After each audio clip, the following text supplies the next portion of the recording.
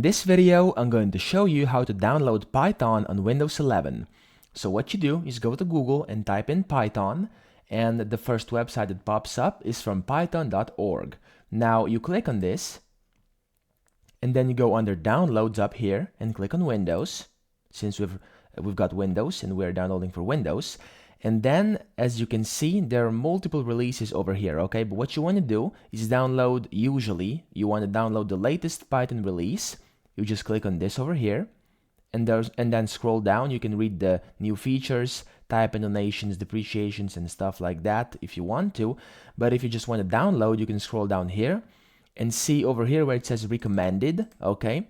It's a Windows installer for 64-bit. Now, if you got 32-bit, you want to click on this one, but I've got 64-bit system, and I'm going to install this one. You click on it, and it starts downloading.